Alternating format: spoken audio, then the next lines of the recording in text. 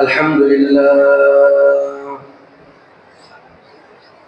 لله نحمده ونستعينه ونستغفره ونؤمن به ونتوكل عليه ونعوذ بالله من شرور أنفسنا ومن سيئات أعمالنا من يهده الله فلا مضل له ومن يضلله فلا هادي له ونشهد أن لا إله إلا الله وحده لا شريك له ونشهد أن سيدنا وسندنا وحبيبنا وطبيب قلوبنا ومولانا محمدا عبده ورسوله الذي أرسله الله تعالى بالحق بشيرا ونذيرا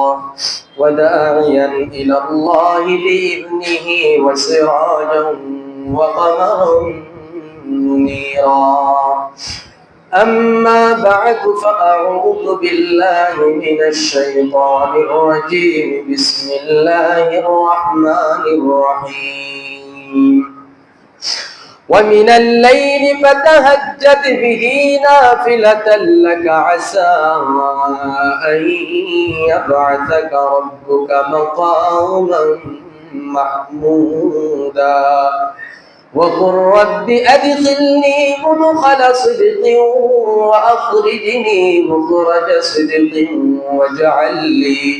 واجعل لي من لدنك سلطانا نصيرا وقال سيدنا رسول الله صلى الله عليه وسلم من حافظ على الصلاة أكرمه الله تعالى بخمس خصال يرفع عنه ضيق العيش وعذاب القبر ويعطيه الله كتابه بيمينه ويمر على الصراط كالبرق ويدخل الجنة بغير حساب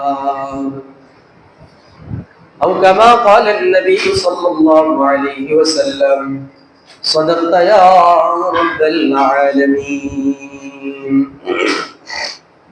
الحمد لله ثم الحمد لله আল্লাহ পাকের দরবারে শুকর ও সুজুদ আদায় করছি যে মহান রব্বুল আলামিন আমাদেরকে ভালোবেসে মহব্বত করে কোরআন ও হাদিসের আলোকে কিছু কথা বলার এবং শোনার জন্য কবুল করেছেন। এই জন্য অন্তর থেকে দিল থেকে শুকরিয়া আদায় করেন আলহামদুলিল্লাহ। আল্লাহ আমাদেরকে তার ঘরের মেহমান বানিয়েছেন, এটা আমাদের জন্য বড় খুশনসিব। কি নসিব? খুশনসিব। বিগত জুমায় আলোচনা চলতেছিল, খেয়াল আছে? আমার শরীর কিন্তু পুরা ভিজা, পুরা সুচুরা ভিজা। কোন পর্যন্ত ছিল? মাশাআল্লাহ। কোন নামাজ? সব সময় তো আলোচনা শুনি 5 ওয়াক্ত নামাজের ফজিলত। তো বলছিলাম প্রত্যেক জিনিসের নেতা আছে। কি আছে? নেতার নেতা আছে না? কথা বলতে হবে। প্রত্যেক নেতার কি আছে? নেতা আছে। 5 ওয়াক্ত নামাজেরও কি আছে? নেতা কে? জোরে বলেন কে? অনেকে বলে না, বইলা বিপদে পড়বে, এই ভাগীদার হইতে রাজি না। 4 ওয়াক্ত নামাজের নেতা কে? ফজর। আল্লাহ রাসূল এই সূরা বনি ইসরাঈল, সূরার নাম সূরা, আসলে এটা বিশাল আলোচনা। এই যে আলোচনা, এর আগের কিছু আলোচনা আছে, শয়তানের সাথে আল্লাহর কিছু তর্ক বিতর্ক আছে জায়গায়। কি আছে? আগের পৃষ্ঠায় কিছু কথা আছে। আল্লাহ রাব্বুল আলামিন, শয়তান আল্লাহর সাথে তর্ক করছে। আল্লাহ তাআলা শয়তানকে হুকুম দিয়েছিলেন, ওয়া ইয কুলনা লিল মালাইকাতি ইসজুদু লি আদম ফাসাজাদু ইল্লা ইবলিস ক্বালা আসজুদু লিমান খালাকতা তিনা। শয়তানকে আল্লাহ হুকুম করেছেন, ইবলিস শোনো, উসজুদু লি আদম, তুমি কি করো? আদমকে সিজদা করো। ফাসাজাদু ইল্লা ইবলিস, সুতরাং সকলেই সিজদা করলো। ফাসাজাদু ইল্লা, লেকিন তবে ইল্লা ইবলিস, মিস্টার শয়তান ব্যতীত। কথা বলেন। শয়তান আল্লাহকে যুক্তি দিল, ক্বালা আসজুদু লিমান খালাকতা তিনা, আল্লাহকে প্রশ্ন করে, আল্লাহ এই মাটি দ্বারা সৃষ্টি করেছো, এর আমি সেজদা করব, এটা কি আমার সাথে যায়? বলেন দেখি। আল্লাহকে প্রশ্ন করছে, এর কি আমার সাথে যায়? আল্লাহ বলছে কেন যায় না? বলে আমারে বানাইছো তুমি আগুন দিয়া, আগুনের হালত, আগুনের সার্বিক অবস্থা হচ্ছে সে উপরের দিকে যায়। কথা বলেন। আদম রে বানাইছো মাটি দিয়া, মাটি উপর থেকে নিচের দিকে যায়। সুতরাং যুক্তি খাটে যে উপরে থাকে সে নিচে যে থাকে উপরওয়ালাকে সে সিজদা করবে। সুতরাং আমি আদমকে সিজদা করব না, আদম আমাকে সিজদা করবে। শয়তান যুক্তি খাটাইছে। কি খাটাইছে? এখান থেকে শিক্ষা গ্রহণ করতে হবে। এই যে আমরা সব সময় বলি আল্লাহ যে হুকুম দিয়েছে, আল্লাহ যে আদেশ দিয়েছেন, এখানে যুক্তি খাটানোর দরকার নাই। আল্লাহ যেটা বলেছেন হারাম, এটা স্পষ্ট হারাম। আল্লাহ যেটা বলেছেন হালাল, এটা স্পষ্ট হালাল। আপনার পক্ষে গেলেও এটা বাস্তব, আপনার বিপক্ষে গেলেও এটা বাস্তব। যদি আপনি যুক্তি খোঁজেন তাহলে শয়তানের যে অবস্থা হয়েছে আপনারও ঠিক একই অবস্থা হবে। কথা বলেন। সুতরাং আল্লাহর হুকুমের ভিতরে কোনো কি যাওয়া যাবে না, আল্লাহর সাথে যুক্তি দেখানো যাবে না। এটা আল্লাহ হুকুম করেছে, এটা এইভাবে না হয়, যদি এইভাবে হইতো বলে ভালো হইতো। বরং আল্লাহ যেটা ভালো মনে করেছেন সেটাই করেছেন, এটাই সিদ্ধান্ত, এটার উপরই অটল থাকা। কর্মচারী যদি মালিকের চাইতে বেশি বছর চাকরি থাকবে নাকি? বছরের চাইতে বেশি বছর চাকরি থাকে নাকি? তো যে মালিক বানাইছে, যে মালিক আমাকে আপনাকে তৈরি করেছে, ওই মালিকের চাইতে আমার আপনার বুদ্ধি কম না বেশি? মালিকের বুদ্ধি হাজার হাজার কোটি কোটি মালিকের সাথে বান্দার স্রষ্টার সাথে সৃষ্টির কোনো কি নাই, তুলনা নাই। সুতরাং স্রষ্টা যেটা ভালো মনে করেছেন সৃষ্টিকে সেইভাবেই চলতে হবে। কথা বলেন। শয়তান যুক্তি খাটাইছে, আল্লাহ আমারে তুমি বানাইছো আগুন দিয়া, আদম রে বানাইছো মাটি দিয়া। قال أرأيتك هذا الذي كرمت علي لمن لئن أخرتني إلى يوم القيامة لأحترقن ذريته إلا قليلا। শয়তান রাগ হয়ে গেছে। সে বলতে লাগলো, বলুন তো এইটা সেই সৃষ্টি যাকে আপনি আমার চাইতে বেশি কি দিয়েছেন, মূল্যায়ন করেছেন? এটাই সে আদম। আল্লাহর সাথে তর্ক এখন। ইনি সেই যার কারণে আপনি আমাকে কি করলেন, তুচ্ছ করলেন আল্লাহর সাথে। আল্লাহ রাব্বুল আলামিনের কাছে শয়তান বলেন, তাহলে শুনেন, ইলা ইয়াউমিল কিয়ামাতি লা আহতানিকান্না যুররিয়াতাহু ইল্লা কালিলা। আপনি আমার একটা অবকাশ দেন। অনেক আলোচনা। শয়তান আল্লাহ তাআলা তাকে জান্নাত থেকে কি করে দিলেন, বিতাড়িত করে দিলেন। আমারও তো ছাইরাই দিবেন, চলে যাব জানি, তাহলে আমারে কিছু ক্ষমতা দিতে হবে, অবকাশ দিতে হবে। ইলা ইয়াউমিল কিয়ামা পর্যন্ত, কিয়ামত পর্যন্ত আমাকে হায়াত দিতে হবে। দিলে কি হবে? লা আহতানিকান্না যুররিয়াতাহু ইল্লা কালিলা। যে মানুষের জন্য আপনি আমাকে বিতাড়িত করলেন, যে মানুষের জন্য আজকে আমি এত অপমানগ্রস্ত হয়েছি, লা আহতানিকান্না যুররিয়াতাহু ইল্লা কালিলা। আমি মানুষের গলায় সোয়াল পরাবো। সোয়াল বলে যে লাগাম পরায় না গরু, বিভিন্ন ঘোড়ার বলে এটা মালিকের হাতে কন্ট্রোল থাকে, বলে আপনার এই বান্দাদেরকে, এই মানুষদেরকে আমি সোয়াল পরাবো, এদেরকে আমার কন্ট্রোলে রাখবো। ইল্লা কালিলা। শয়তানি বলে অল্প কিছু লোক বাদে। শয়তানি বলতেছে ইল্লা কালিলা, অল্প কিছু লোক ব্যতীত। আল্লাহ বলেন, قال لا فمن تبعك منهم فإن جزاؤكم جهنم جزاؤكم جزاء موفورا। বলে যারা তোমার ইত্তেবা করবে, যাও তুমি চলে যাও।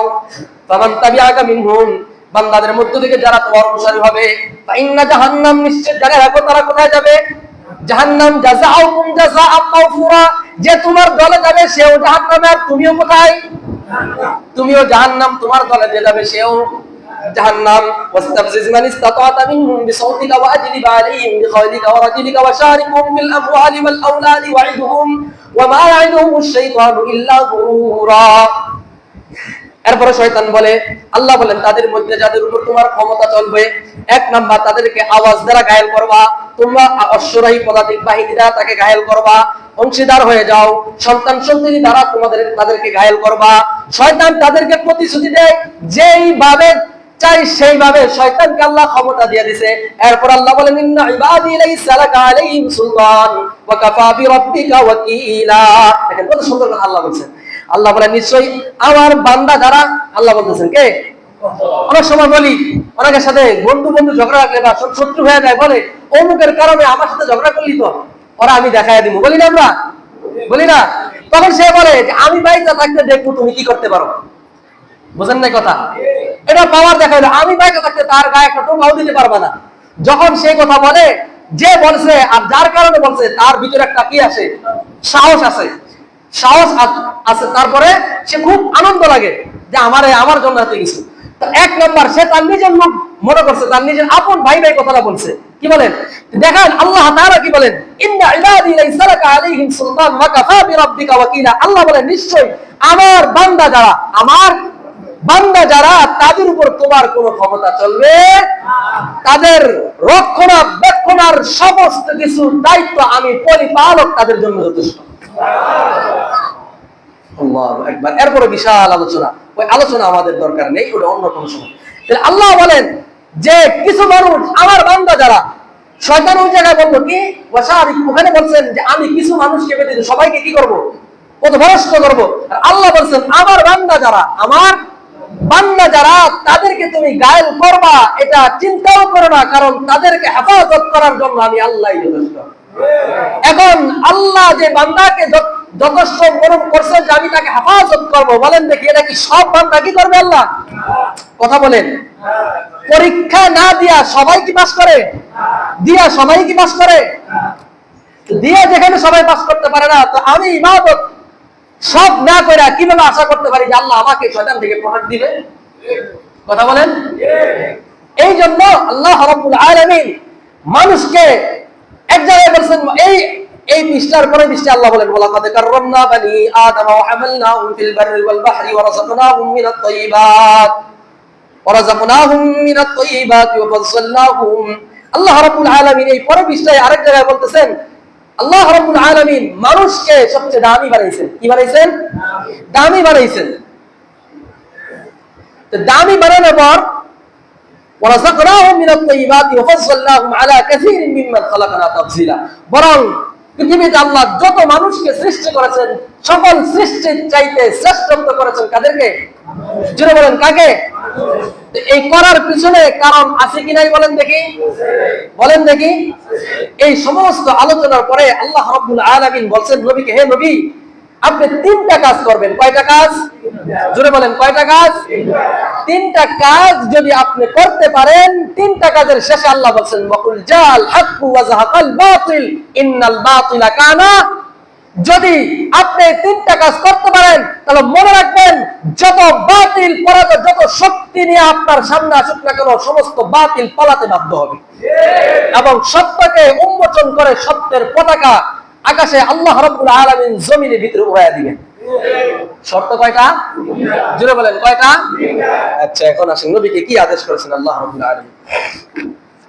নবীকে প্রথম আদেশ করেছেন যেটা গত জুমায় বলেছি, আকিমিস সালাতা লিদুলুকিশ শামসি ইলা গাসাকিল লাইলি ওয়া কুরআনাল ফাজর ইন্না কুরআনাল ফাজরি কানা মাশহুদা। আল্লাহ রাব্বুল আলামিন বলেন, হে নবী শুনুন, আপনি নামাজ কায়েম করেন। কাকে বলছেন? যেখানে নবীকে বলেছেন, নবীকে হুকুম দিয়ে বলে দিয়েছেন যে আপনার ব্যাপারে যদি এমন গুরুত্ব আসতে পারে তাহলে আপনার উম্মতের জন্য কেমন গুরুত্ব আপনি তাদেরকে জানিয়ে দিয়েন। সুবহানাল্লাহ বলেন।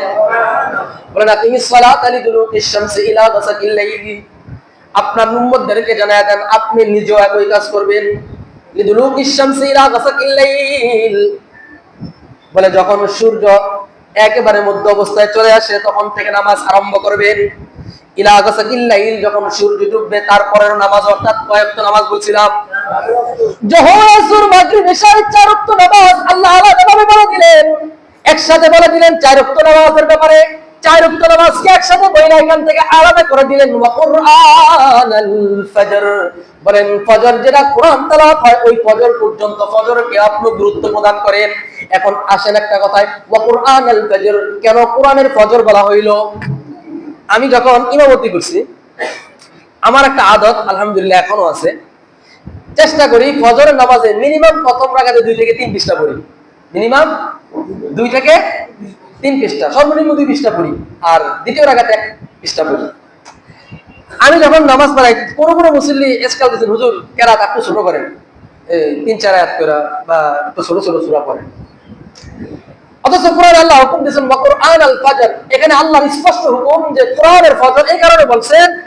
এবং ইমাম যারা হবেন তাদেরকে রাসূলের আল্লাহর একটা আদেশ, বরং আল্লাহ ইঙ্গিত দিয়ে দিয়েছেন তোমরা ফজরের কেরাতকে একটু লম্বা করো, দীর্ঘায়ু করো। এই কারণে মানুষ ঘুম থেকে উঠতে উঠতে দেরি হয়, যাতে করে ফজরের নামাজ এবং সুন্নত প্রত্যেকটা সে আদায় করতে পারে। কথা বুঝেন নাই?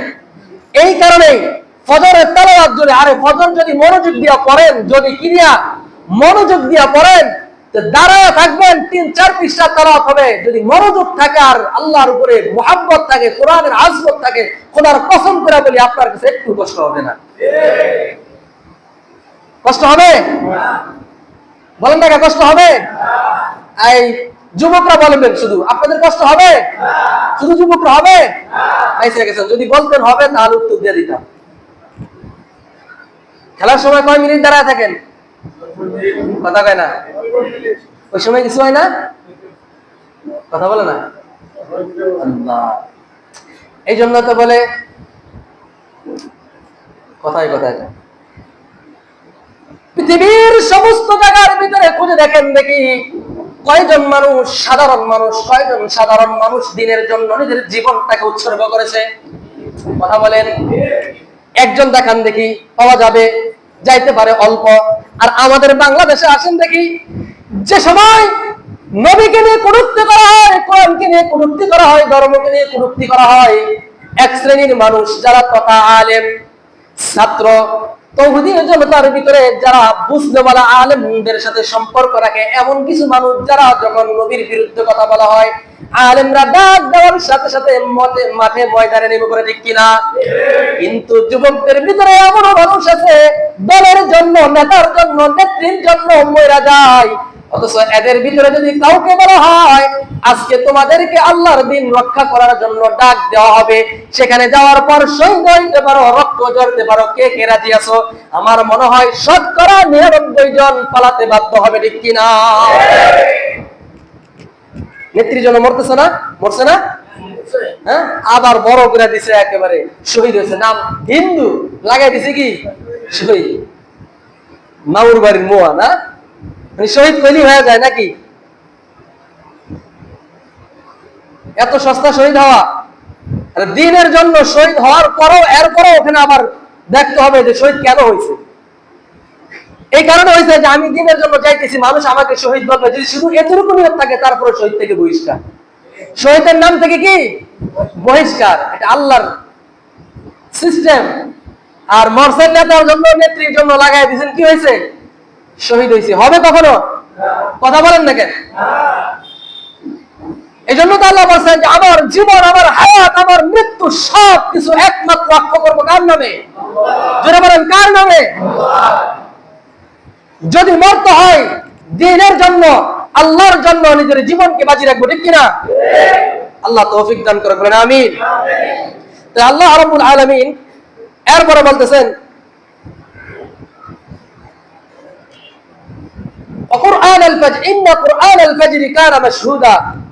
আপনি ফজরকে লম্বা করেন, ফজরের প্রতি আপনি গুরুত্ব আরোপ করেন। রাসূলকে ডাইরেক্ট আদেশ। ফজরকে কেন এত গুরুত্ব দিয়েছেন? হযরত আলী রাদিয়াল্লাহু তাআলা আনহু বলেন, আল্লাহ রাসূল সাল্লাল্লাহু আলাইহি ওয়াসাল্লাম আমাদেরকে ফজরের জন্য যেই পরিমাণ তাকিদ দিতেন, অন্য কোনো নামাজের জন্য এই পরিমাণ রাসূল আমাদেরকে ডাকেন না এবং তাকিদ দিতেন না। সুবহানাল্লাহ। কেন বলতেন? যে ফজরের সময় জমিনের ভিতরে আল্লাহ রাব্বুল আলামিন জমিনের যে সমস্ত নির্ধারিত ফেরেশতা আছেন, এরা একদল নামাজ পড়া যায়, আরেক দল আয়েশা কি করেন? কাজে জয়েন হন। তো যাওয়ার সময় যারা যায়, এরা দেখে যায় যে বান্দা নামাজ পড়তেছেন। আবার যারা আসেন তারাও দেখতেছেন কি এরা নামাজ পড়তেছেন। আল্লাহর কাছে এরা সাক্ষী দেয়, এই বান্দারা কি সারাদিন ইবাদতই করে, নামাজই পড়ে। সুতরাং এই বান্দার ইবাদতের সাক্ষীদাতা আল্লাহ ফেরেশতাদেরকে বানায় দেন। এখন বলেন, এই যে আমরা শুধু জান্নাতে যাওয়ার আশা করি, আল্লাহর হুকুম মাইনা যাব নাকি না মাইনা যাব? এটাই তো আল্লাহর হুকুম ভাই, এটাই কি আল্লাহর হুকুম। ফজরের গুরুত্ব রাসূলুল্লাহ সাল্লাল্লাহু আলাইহি ওয়াসাল্লাম, আমরা অনেক সময় হযরত আলী রাদিয়াল্লাহু, ওমর ফারুক রাদিয়াল্লাহু তাআলা খেলাফতের জামানায় এক সাহাবী ছিলেন, নাম তার ছিল সুলাইমান। এই সাহাবী সারা রাত ইবাদত করছে।